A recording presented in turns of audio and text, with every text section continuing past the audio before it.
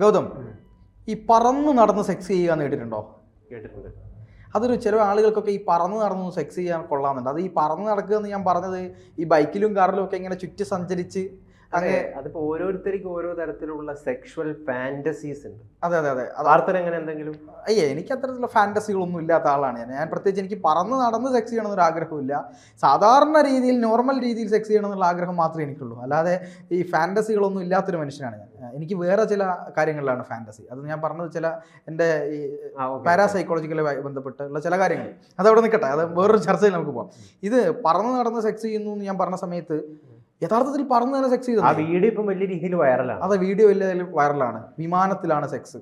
ഈ ആകാശത്ത് സെക്സ് ചെയ്യുക, ആകാശത്ത് സെക്സ് ചെയ്യുക, അതൊക്കെ ഒരു യോഗം തന്നെയല്ലേ? അതെ, ചിലവരുടെ ആ മനസ്സിൽ ഇത്തരം ആഗ്രഹങ്ങൾ ഉണ്ടാവുന്നേ. തീർച്ചയായും ആകാശത്തിരുന്ന് സെക്സ് ചെയ്യുക, വിമാനത്തിലൊക്കെ. നമ്മളെ നാട്ടിലുള്ള ആളുകൾക്കൊക്കെ, ചില ആളുകൾക്കൊക്കെ ശരിക്കും പറഞ്ഞാൽ ഭയങ്കര അത്ഭുതമായിരിക്കും, അല്ലെങ്കിൽ പേടിയായിരിക്കും. സത്യമാണ്. ഇതിപ്പോ പക്ഷെ ഇതിന്റെ ഏറ്റവും വലിയൊരു പ്രശ്നം എന്താന്ന് വെച്ച് കഴിഞ്ഞാൽ, ഇവരുടെ സ്വകാര്യതയിലേക്ക് കടന്നു ചെന്നിട്ട് ഈ വീഡിയോ അടക്കം പ്രചരിപ്പിക്കുന്ന ചില ആളുകളുണ്ട്. അല്ല, ഇത് യഥാർത്ഥത്തിൽ എന്താണ് സംഭവം എന്നൊന്ന് പറയണ്ടേ? എന്താ ഈ വിഷയം? എന്താ ഈ സംഭവം? സ്വിറ്റ്സർലാൻഡിൽ നിന്ന് ബാങ്കോക്കിലേക്ക് വരികയായിരുന്ന ഒരു ഫ്ലൈറ്റ്, സ്വിസ് എയർലൈൻസ് ആണ്. ആ എയർലൈൻസിൽ ഒരു ഭാഗത്ത് അധികം ആളൊന്നും ഇല്ലാത്തൊരു എയർലൈൻസ് ആണ്. അപ്പോൾ ഏതാണ്ട് 12 മണിക്കൂറുണ്ട് കേട്ടോ യാത്ര. അതും കൂടി നമ്മൾ മനസ്സിലാക്കണം. ഇവര് ദമ്പതികളാണ്. അതായത് ബാങ്കോക്കിൽ നിന്ന് സ്വിറ്റ്സർലാൻഡിലേക്ക് 12 മണിക്കൂറുണ്ട് യാത്ര. ഇവര് ദമ്പതികളാണ്. അപ്പൊ ആളില്ലാത്ത ഒരു ഫ്ലൈറ്റ്. സമയം കണ്ടപ്പോൾ ഇവർക്ക് വേണ്ട കാര്യങ്ങൾ ഒരു മൂലക്കിരുന്ന്, ഫസ്റ്റ് ക്ലാസ് സീറ്റാണ്. അതാണ്, ഫസ്റ്റ് ക്ലാസ് ടിക്കറ്റിലാണ് ഇവർ സഞ്ചരിക്കുന്നത്. വലിയ തുകയൊക്കെ നൽകിയിട്ടുള്ള സഞ്ചാരമാണ്. അപ്പോൾ ഒരു ഭാഗത്ത് ഇരുന്ന് ഇവര് കാര്യം സാധിച്ചു. പക്ഷെ എന്ത് പറ്റിയെന്ന് വെച്ച് കഴിഞ്ഞാൽ വലിയ പണി കിട്ടി എന്നുള്ളതാണ്. കാരണം ആ വീഡിയോ ഇന്നിപ്പോ ഇന്റർനെറ്റിൽ വലിയ വൈറലാണ്. സകല സ്ഥലത്തും കിടന്ന് ഇവര് പോലും ചിന്തിച്ചിട്ടുണ്ടാവില്ല. ഇതാരോ പറയുന്ന പോലെ ഒക്കെ സംഭവം ശരിയാണ്. പക്ഷെ മുകളിൽ ഇരുന്ന് എല്ലാം ഒരാൾ കാണുന്നുണ്ടായിരുന്നു. അതായത് കോക്പിറ്റിൽ ഒരു സ്ക്രീൻ ഉണ്ടാവും. ആ സ്ക്രീനിൽ വിമാനത്തിനുള്ളിലുള്ള ദൃശ്യങ്ങൾ മുഴുവൻ ആ കോക്പിറ്റിൽ കാണാൻ വേണ്ടി സാധിക്കും. ശരിക്കും പറഞ്ഞു കഴിഞ്ഞാൽ ആ കോക്പിറ്റിൽ ഇവർ ചെയ്യുന്നതിന്റെ ദൃശ്യങ്ങൾ പതിഞ്ഞു എന്നാണ് മനസ്സിലാക്കാൻ വേണ്ടി സാധിക്കുന്നത്. അതായത് വിമാനത്തിലെ കോക്പിറ്റിലുള്ള CCTV ക്യാമറയിൽ ഇവർ ഈ സെക്സ് ചെയ്യുന്ന ദൃശ്യങ്ങൾ പതിഞ്ഞു. അത് പിന്നീട് വൈറലായി. വലിയ രീതിയിൽ വൈറലായി. ഇതെങ്ങനെ വൈറലായി? അതാണ് ചോദ്യം. അങ്ങനെ ഇത് വൈറലായി. അങ്ങനെ വൈറലാവണമെങ്കിൽ തീർച്ചയായിട്ടും ആ വിമാനത്തിലെ ക്രൂ തന്നെയായിരിക്കുമല്ലോ അതിന്റെ പുറകിൽ. അവർക്ക് മാത്രമാണല്ലോ അതിന് ആക്സസ് ഉള്ളത്. അതെ, ശരിയാണ്. അവർക്കെതിരെ ഇപ്പം അന്വേഷണം ആരംഭിച്ചിട്ടുണ്ട്. കാരണം എങ്ങനെ ഇത് വൈറലായി എന്ന്. ഗൗതമ, ഞാൻ ചിന്തിക്കുന്നത് ഈ നോർമലി കേരളത്തിലാണ് ഇത് സംഭവിച്ചതെങ്കിൽ ഞാൻ ചോദിക്കുക, ആ രണ്ടുപേർക്കെതിരെ കേസെടുത്തോ? ആ രണ്ടുപേരും ഇപ്പൊ എവിടെയാണ്? അവരുടെ സദാചാര അല്ലെങ്കിൽ അവരുടെ സൈബർ കേരളത്തിലാണെങ്കിൽ ഇത് ചെയ്ത രണ്ടുപേർക്കെതിരെ കേസെടുക്കും. പക്ഷെ ഇവിടുത്തെ വിഷയം എന്താണെന്ന് വെച്ച് കഴിഞ്ഞാൽ, ഒരാളുടെ സ്വകാര്യതയിലേക്ക് കയറി ചെന്ന് അത് ആ ദൃശ്യങ്ങൾ മറ്റു ലോകത്തേക്ക് പ്രചരിപ്പിച്ചു എന്നതാണ് ഇവിടുത്തെ ഗുരുതരമായിട്ടുള്ള വിഷയമായിട്ട് അവര് കണക്കാക്കുന്നത്. യൂറോപ്യൻസ്, വെസ്റ്റേണേഴ്സ് കണക്കാക്കുന്നത്. പക്ഷെ ഇവിടത്തേക്ക് വന്നു കഴിഞ്ഞു കഴിഞ്ഞാൽ പബ്ലിക് സ്ഥലങ്ങളിൽ നിങ്ങളിത് ചെയ്യാൻ പാടില്ല, ചന്തിക്ക് ചൂരലുകൊണ്ടടിക്കും. അങ്ങനത്തെ രീതിയിൽ നാണമില്ലടാ നിനക്ക് ഇങ്ങനെയൊക്കെ ചെയ്യാൻ വേണ്ടിയിട്ട് അവിടെ പോയിട്ട് എന്നൊക്കെ ആളുകൾ പറയും. അതായത് ഞാൻ ചുരുക്കി പറഞ്ഞാൽ, ഈ വിമാനത്തിലടക്കം സെക്സ് ചെയ്യുമ്പോഴും ആ സ്വകാര്യത ലംഘിച്ചുകൊണ്ട് അതിങ്ങനെ പ്രചരിപ്പിച്ച ആളുകൾക്കെതിരെയാണ് അവിടെ കേസെടുക്കുന്നത്. അതായത് സ്വകാര്യതയ്ക്ക്, പ്രൈവസിക്ക്, റൈറ്റ് ടു പ്രൈവസി എന്ന് പറയുന്ന കാര്യത്തിൽ വലിയ ഇമ്പോർട്ടൻസ് അവർ കൊടുക്കുന്നുണ്ട്. ഒന്ന്. രണ്ടാമത്തത്, ഇവിടെ നമ്മുടെ നാട്ടിൽ ഹഗ് ചെയ്യാൻ, ഒന്ന് കെട്ടിപ്പിടിക്കാൻ പേടിയാണ് പലർക്കും. ഈ കെട്ടിപ്പിടിക്കുന്നത് പോലും സെക്സിന്റെ, കാമത്തിന്റെ രൂപമായിട്ട് കാണുന്ന ആളുകളുണ്ട്. ആ രീതിയാണ് നമ്മുടെ നാട്ടിലുള്ള സ്ത്രീകളും ഒക്കെ കാണുന്നുണ്ട്. അങ്ങനെ കാണുന്നുണ്ട്. അപ്പൊ ഞാൻ പറയുന്നത് എല്ലായിടത്തും ചെന്ന് സെക്സ് ചെയ്യണം എന്നല്ല പറയുന്നത്. പക്ഷേ അവർക്ക് അവരുടെ പ്രൈവറ്റ് പ്ലേസിൽ, ഈ വിമാനം എന്ന് പറയുന്നത് അവരുടെ ഒരു പ്രൈവറ്റ് ആയിട്ടുള്ള പ്ലേസ് ആണ്. അവിടെ ഇരുന്നു കൊണ്ട് അവർ സെക്സ് ചെയ്യുന്നത്, അവരുടെ സ്വകാര്യത എന്ന് പറയുന്ന സാധനം ഇവർക്ക് ആ വീഡിയോയിലൂടെ കിട്ടിയിട്ടുണ്ടെങ്കിൽ അത് ഇവർ പ്രചരിപ്പിക്കാൻ പാടില്ല എന്നുള്ള ശക്തമായിട്ടുള്ള ഒരു ഈ അറിയിപ്പ്, അല്ലെങ്കിൽ എന്താ പറയുക, അതിനൊരു വാചകമുണ്ട്, എനിക്ക് കൃത്യമായി കിട്ടുന്നില്ല, ഒരു മുന്നറിയിപ്പ്. അത് പറയാം. അങ്ങനെ ഒരു മുന്നറിയിപ്പാണ് അവിടുത്തെ സർക്കാരുകൾ കൊടുത്തിട്ടുള്ളത്. ഇവിടെയാണെങ്കിൽ സൈബർ ആക്രമണം, അവരെ ഇല്ലാത്ത വാക്കുകൾ കൊണ്ട് തോന്നിവാസം വിളിക്കുക, ഇതൊക്കെയായിരിക്കും അവരുടെ ഇവിടുത്തെ ആളുകളുടെ സ്ഥിതി. പക്ഷേ ഗൗതമേ, ഞാൻ അതൊക്കെ വിട്ടുകൊണ്ട് വേറൊരു കാര്യത്തിലേക്ക് വരാം. അതായത് ഈ വിമാനത്തിലൊക്കെ ഇരുന്ന് സെക്സ് ചെയ്യുക എന്നൊക്കെ പറയുമ്പോൾ ഗൗതം നേരത്തെ പറഞ്ഞൊരു വാക്കുണ്ട്, സെക്ഷൽ ഫാൻറ്റസി. വളരെ മനോഹരമായ വാക്കാണിത്. പല ആളുകൾക്കും പല രീതിയിൽ സെക്സ് ചെയ്യാനായിരിക്കും ഇഷ്ടമുണ്ടാവും. ചില ആളുകൾക്ക് എന്താണ് നോർമലായിട്ട് സെക്സ് ചെയ്യാൻ ആഗ്രഹം ഉണ്ടാവും. ഞാനൊരു സിനിമ കണ്ടു, അതായത് ബിജു മേനോൻ്റെ ഒരു സിനിമയുണ്ട്. ബിജു മേനോൻ്റെ, അതായത് പേര് എനിക്ക് കൃത്യം ഓർമ്മയില്ല, പക്ഷേ ഒരു മനോഹരമായ സിനിമയാണ്. വളരെ കൃത്യമായി സെക്സിനെ പറ്റിയൊക്കെ പറയുന്ന ഒരു സിനിമയാണ്. ആ സിനിമയിൽ അവസാന ഭാഗത്ത് ബിജു മേനോൻ ഒരു പെൺകുട്ടിയെ തേടി പോവുകയും ആ പെൺകുട്ടിയെ ഒരു ആനയോട് ചേർത്ത് നിർത്തി സെക്സ് ചെയ്യാൻ ശ്രമിക്കുകയും ചെയ്യുന്നുണ്ട്. ഒരു ലീലയാണ്. ഉണ്ണിയാറിന്റെ ലീല എന്ന് പറയുന്നത്, അതായത് അതാ ഞാൻ പറഞ്ഞത്, വളരെ പ്രധാനപ്പെട്ട ഒരു സിനിമയാണ്.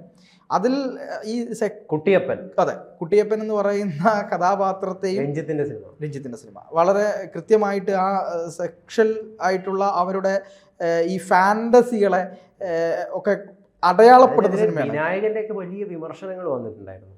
കാരണം എന്തുമാത്രം വൈകൃതമായിട്ടാണ് ഇതിന്റെ റൈറ്ററും ഡയറക്ടറും ഒക്കെ ചിന്തിക്കുന്നതെന്നൊക്കെ പറഞ്ഞുകൊണ്ട്. അങ്ങനെ ഒരു ഈ സെക്സ് കിടക്കയിൽ തന്നെ ഇരുന്ന് ചെയ്യേണ്ട ഒരു സാധനമാണെന്ന് എവിടെയും എഴുതി വെച്ചിട്ടുണ്ടോ? അല്ല, അത് നമ്മുടെ ഒരു സെക്സ് എങ്ങനെ വേണമെങ്കിലും ചെയ്യാം. അത് രണ്ടുപേര് തമ്മിലുള്ള ഒരു ധാരണയാണ്. അവർക്ക് എങ്ങനെയാണോ ചെയ്യാൻ താല്പര്യം ആ രീതിയിൽ ചെയ്യാന്നുള്ളതാണ്. ഇപ്പോൾ രണ്ടുപേര് സെക്സ് ചെയ്യുന്ന സമയത്ത് അവരുടെ സമ്മതമില്ലാതെ ഞാൻ അവരുടെ വീഡിയോ എടുക്കുകയോ അവരെ അലോസരപ്പെടുത്തുകയോ അവരെ ഉപദ്രവിക്കുകയോ ചെയ്യുന്നത് തെറ്റാണ്. പക്ഷേ വേറൊരു വ്യക്തിയും രണ്ട് വ്യക്തികൾ തമ്മിൽ ചേർന്നുകൊണ്ട് അവരുടെ പരസ്പര സമ്മതത്തോടു കൂടി അവർക്ക് ഇഷ്ടമുള്ള സ്ഥലത്ത് നിന്ന് അവരുടെ രാജ്യത്തെ ഭരണഘടന അനുവദിക്കുന്നതാണെങ്കിൽ ആ നിയമത്തിനുള്ളിൽ ഒതുങ്ങി നിന്നുകൊണ്ട് എവിടെ നിന്നും സെക്സ് ചെയ്യാൻ യാതൊരുവിധ തടസ്സമില്ലല്ലോ. മറ്റൊരുത്തന് ഇതിലേക്ക് എഴുതി നോക്കേണ്ട കാര്യമുണ്ടോ? അതുകൊണ്ടല്ലേ ഈ വീഡിയോ എങ്ങനെ പ്രചരിച്ചു? കാരണം ഇത് പ്രചരിപ്പിച്ച ആള് ഏതെങ്കിലും അക്കൗണ്ട് വഴിയായിരിക്കും പ്രചരിപ്പിച്ചത്. അല്ല, ഇവിടെ വേറൊരു കാര്യം അദ്ദേഹത്തിന്, കാരണം ഇത്തരം വീഡിയോകൾക്ക് നമ്മുടെ പ്രത്യേകിച്ചും പോൺ ഇൻഡസ്ട്രിയാണ് ലോകത്തെ തന്നെ ഭരിക്കുന്നത്, ഇന്റർനെറ്റിനെ തന്നെ ഭരിക്കുന്നത് ഈ ഇൻഡസ്ട്രി ആണെന്ന് നമുക്കറിയാം. അതുകൊണ്ട് തന്നെ ഇത്തരം വീഡിയോകൾ കാണാൻ വേണ്ടിയിട്ട് നിരവധി ആളുകൾ ഇവിടെ ഉണ്ട്. അപ്പം അതിനെ മാർക്കറ്റ് ചെയ്യാന്നുള്ള ഉദ്ദേശത്തിലാണ് ഇവരിത് ചെയ്തത്. പക്ഷേ അത് നേരത്തെ പാർത്ഥൻ പറഞ്ഞ പോലെ റൈറ്റ് ടു പ്രൈവസി എന്ന് പറയുന്ന ഒരു സംഗതിയുണ്ട്. അതിന് മേലുള്ള കടന്നുകയറ്റമാണ് ഇതെന്ന് പറയുന്നത്. പക്ഷെ ഒരു കാര്യം കൂടെ ഉണ്ട്, വിമാനത്തിനകത്ത് നിന്ന് ഇത് ചെയ്യുമ്പോൾ വിമാന കമ്പനിക്ക് നടപടിയെടുക്കുക, വിമാന കമ്പനിക്ക് വിമാന കമ്പനികൾക്കെതിരെ നടപടി എടുത്തത് എന്തിനാ? ഇത് പ്രചരിക്കാൻ ഒറ്റ കാരണമേ ഉള്ളൂ. വിമാനത്തിന്റെ ഉള്ളിലുള്ള CCTV ദൃശ്യം, അതിലെ വീഡിയോ ആണ്. അതെങ്ങനെ പുറം ലോകത്തെത്തി? അതൊരു ചോദ്യമാണ്. അത് റൈറ്റ് ടു പ്രൈവസിയിൽ പെടുന്നു, അവർക്കെതിരെ കേസെടുത്തു. അതല്ല ഞാൻ പറയുന്നത് ഗൗതമേ. ഈ പറയുന്നത് പോലെ ഈ രണ്ടു പേർക്കെതിരെ ഈ ഒരു വാഹനത്തിൽ, അതായത് യാത്രയ്ക്ക് വേണ്ടി ഉപയോഗിക്കുന്ന വാഹനത്തിൽ സെക്സ് ചെയ്തു എന്നതൊരു തെറ്റാണെങ്കിൽ ആ തെറ്റ് ഇവർക്ക്, ഈ വിമാന കമ്പനികൾക്കോ അതിലെ യാത്രക്കാർക്കോ അതിലെ മറ്റാളുകൾക്കോ അവരുടെ പ്ലേസിൽ പരാതിപ്പെടാം. അത് ചെയ്യാം, അത് നോർമലാണ്, അതവർ ചെയ്തോട്ടെ.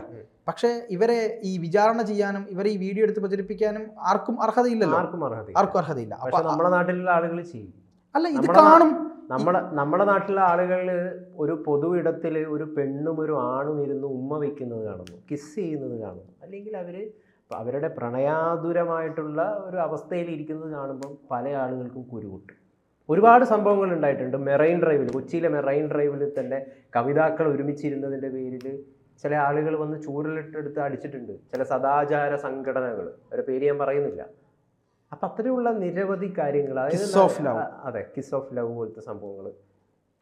അപ്പം ഞാൻ പറഞ്ഞു വന്നത്, ചുംബന സമരം, ഇപ്പോൾ പറഞ്ഞതുപോലെ ചുംബന സമരം ഒരു കാര്യമാണ്. നമുക്ക് അവസാനിപ്പിക്കുന്ന സമയമായി എങ്കിൽ പോലും ഈ ചുംബന സമരം എന്ന് പറയുന്നത്, എനിക്ക് ഇഷ്ടമുള്ള ഒരുത്തനെ ഞാൻ ഉമ്മ വെക്കുകയാണെങ്കിൽ, എനിക്കിഷ്ടമുള്ള ഒരു സ്ത്രീയെ ഞാൻ ഉമ്മ വെക്കുകയാണെങ്കിൽ അവർക്കും അതിന് സമ്മതമുണ്ടെങ്കിൽ ഞാൻ ആരെയും പേടിക്കേണ്ട എന്ന് തന്നെയാണ്. നിയമത്തിന് വഴങ്ങിക്കൊണ്ട് ഒരാളെയും അവരുടെ സമ്മതമില്ലാതെ അവരുടെ ശരീരത്തിൽ തൊടാൻ പാടില്ല. പക്ഷേ സമൂഹത്തിൻ്റെ കാഴ്ചപ്പാട്, സമൂഹത്തിൻ്റെ ചില കെട്ടുപാടുകൾക്കുള്ളിൽ നിന്നുകൊണ്ട് ഞാൻ ഇന്നതുപോലെ ചെയ്യണമെന്ന് എന്നോട് കൽപ്പിക്കുകയാണെങ്കിൽ അതിന് ഞാൻ മെനക്കെടേണ്ട കാര്യമില്ല എന്ന് തന്നെയാണ്, അല്ലേ?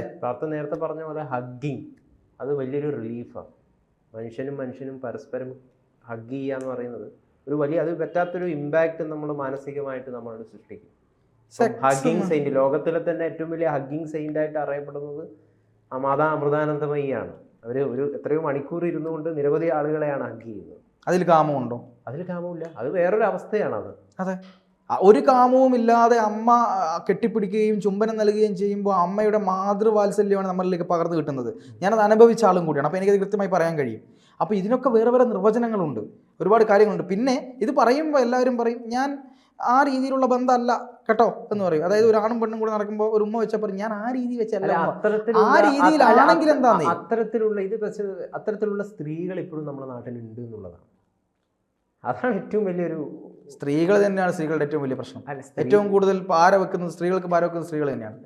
എന്തായാലും അധിക സമയം നമുക്ക് ഈ വിഷയത്തിൽ സംസാരിക്കാം, നമുക്ക് ഇത് വിശദമായി വളരെ വലിയൊരു വിഷയമാണ്. ഇപ്പൊ ഇതിനോട് കൂട്ടിച്ചേർത്ത് തന്നെ ഞാനൊരു കാര്യം പറയാം. ഈ ന്യൂഡിറ്റി എന്ന് പറയുന്നത് അല്ലെങ്കിൽ സെക്സ് എന്ന് പറയുന്നത് നമ്മുടെ നാട്ടിലെ ആളുകൾക്ക് ഇപ്പോഴും വലിയൊരു എന്തോ ഒരു മോശപ്പെട്ട അലർജിയായിട്ടാണ് അവരത് കാണുന്നത്. അലർജിയാണ്. കാരണം കഴിഞ്ഞ കുറച്ച് ദിവസങ്ങളിൽ തന്നെ ചില മോഡേൺ ആർട്ട് യൂറോപ്പിൽ നിന്ന് ഒരാൾ, ഇന്ത്യക്കാരനായിട്ടുള്ള ഒരു വ്യവസായി വാങ്ങിച്ച മോഡേൺ ആർട്ടിനെ ഇവിടുത്തെ കസ്റ്റം ഉദ്യോഗസ്ഥർ നശിപ്പിച്ച് കളയുന്ന സാഹചര്യം വരെ ഉണ്ടായിട്ടുണ്ട്. നശിപ്പിച്ച് കളയുക കാരണം എന്താ, ഇത് ന്യൂഡിറ്റിയാണ് എന്ന് പറഞ്ഞുകൊണ്ട്. അപ്പം ഇവർ യഥാർത്ഥത്തിൽ നമ്മളെ നാട്ടിലുള്ള ആളുകളോടാണ് ഞാൻ പറയുന്നത്, വെസ്റ്റേണേഴ്സോടല്ല. ഇത് ഈ ഭാരതം എന്ന് പറയുന്നത് ശരിക്കും പറഞ്ഞു കഴിഞ്ഞാൽ സെക്സ് ഫ്രീ ആയിട്ടുള്ള ഒരു ലാൻഡായിരുന്നു ഒരു കാലത്ത്. അത്രമാത്രം സെക്ഷുവലായിട്ടുള്ള ദൃശ്യങ്ങളും രൂപങ്ങളും ഒക്കെ നമുക്കുണ്ട്. അമ്പലങ്ങളിൽ പോയി കഴിഞ്ഞ് കഴിഞ്ഞാൽ കാമാഖ്യ ടെമ്പിൾ ഉണ്ടല്ലോ, ഇവിടെ ആസാം, ഒറീസ എവിടെയായിരുന്നു? ആസാമിലെ കാമാഖ്യ ടെമ്പിൾ, എന്തായിരുന്നു അവിടെ? ഇവിടുത്തെ ആരാധന എന്താ? യോനിയാണ് ആരാധന. എന്തായാലും നമുക്കത് നീട്ടിക്കൊണ്ടുപോകാൻ കഴിയാത്തത് കൊണ്ട് ഒരു കാര്യം മാത്രം പറഞ്ഞ് നമുക്ക് അവസാനിപ്പിക്കാം. വാത്സ്യായനൻ കാമശാസ്ത്രം എഴുതിയ കാമസൂത്ര, അതന്നെ കാമശാസ്ത്രമാണല്ലോ കാമസൂത്രയിലുള്ളത്. ആ കാമസൂത്ര എഴുതിയ നാടാണിത്. ഇവിടത്തെ ദേവീദേവന്മാർ ആദ്യത്തെ സെക്ഷൽ ബുക്ക്, ആദ്യത്തെ സെക്ഷൽ ബുക്ക് മാത്രമല്ല, അതെ, ആദ്യത്തെ സെക്ഷൽ ബുക്ക് എന്ന് മാത്രമല്ല, സെക്സിന്റെ എല്ലാ വശങ്ങളും പറഞ്ഞുകൊണ്ടുള്ള ബുക്ക്. എങ്ങനെ ഏതൊക്കെ പൊസിഷനിൽ, ഏതൊക്കെ രീതിയിൽ, ആരോടൊപ്പം, എങ്ങനെയൊക്കെ, ഏത് സമയത്ത് മനോഹരമായിട്ടുള്ള ഒരു സെക്സ് ചെയ്യാനുള്ള ഒരു പുസ്തകമാണത്. എന്ത് ചെയ്യണം, കാമസൂത്ര, എങ്ങനെ ചെയ്യണം, എന്തൊക്കെയാണ് പല രീതികൾ, ഇതൊക്കെ പറഞ്ഞ പുസ്തകമാണ് കാമസൂത്ര എന്ന് പറയുന്നത്. അതോടൊപ്പം തന്നെ നമ്മുടെ ദേവീദേവന്മാർക്കൊന്നും തന്നെ ആ സമയത്ത് ബ്ലൗസ് ഉണ്ടായിരുന്നില്ല. ഒരു കാലഘട്ടത്തിൽ ഇപ്പോഴും കാളിദേവി ഉൾപ്പെടെയുള്ള പല ഫോട്ടോകളും ചിത്രങ്ങളും വരയ്ക്കുമ്പോൾ നഗ്നത തന്നെയാണ് കാണിക്കുന്നത്. പല സന്യാസിമാരും ഈ പറയുന്ന ഈ പല ആളുകളും ആ സ്പിരിച്വാലിറ്റിയുടെ ഏറ്റവും ഉൾവശങ്ങളിലെത്തിയ, ഉന്നത തലങ്ങളിലെത്തിയ ആളുകൾ ഡ്രസ്സ് ഇല്ലാതെ ആണ് നടക്കുന്നത് എന്നതും നമ്മൾ ശ്രദ്ധിക്കുക. അതായത് നഗ്നത എന്ന് പറയുന്നതിനെ ഒരു രീതിയിൽ മാത്രം കാണേണ്ടതല്ല. സെക്സ് എന്ന് പറയുന്നതിനെ അലർജിയായി കൊണ്ടു നടക്കുകയും അതില്ലാതെ ജീവിക്കാൻ പറ്റില്ല എന്ന് പറയുകയും ചെയ്യുന്ന കുറെ ആളുകളുടെ നാട്ടിലാണ് നമ്മൾ ഉള്ളത്. മനുഷ്യൻ കുറച്ചും കൂടി തുറന്ന് ജീവിക്കുക, അവന് അവൻ്റെതായ പ്രൈവസി കൊടുക്കുക. ആ പ്രൈവസിയിൽ കടന്നു ചെല്ലുന്ന വെറുതെ കുത്തിത്തിരിപ്പ് ഉണ്ടാക്കാതിരിക്കുക. ഇപ്പൊ വന്ന് കമന്റ് ഇടും, അങ്ങനെയാണെങ്കിൽ നിങ്ങളൊക്കെ കൂട്ടിക്കൊടുക്കാൻ ഇങ്ങനെ പോ. ഞാൻ പറയുന്നു കൂട്ടിക്കൊടുക്കലല്ല, ഒരാളുടെയും സമ്മതമില്ലാതെ ഒരാളെയും നിയന്ത്രിക്കലല്ല നമ്മുടെ കാര്യം. ഒരാളെ നമ്മൾ ഒരു കാര്യത്തിന് പ്രേരിപ്പിക്കലല്ല. സ്വന്തം ഇഷ്ടമുണ്ടെങ്കിൽ, രണ്ടുപേർ തമ്മിൽ ഇഷ്ടത്തിലാണെങ്കിൽ, അത് നിയമം അനുവദിക്കുന്നുണ്ടെങ്കിൽ അത് ചെയ്യുക. അതിന്റെ ദൂഷ്യവും സന്തോഷവും അവരുടെ മറ്റുള്ളവർ ഒരു സ്ഥലത്തിരുന്ന് സെക്സ് ചെയ്യുമ്പോൾ അതിന്റെ വീഡിയോ പ്രചരിപ്പിക്കാതെ ഇരിക്കുക. അതെ, നമ്മുടെ ഇന്ത്യയിൽ പബ്ലിക്കായിട്ട് അത് ചെയ്യരുത്, അത് തെറ്റാണ്. അതും കൂടെ മനസ്സിലാക്കുക.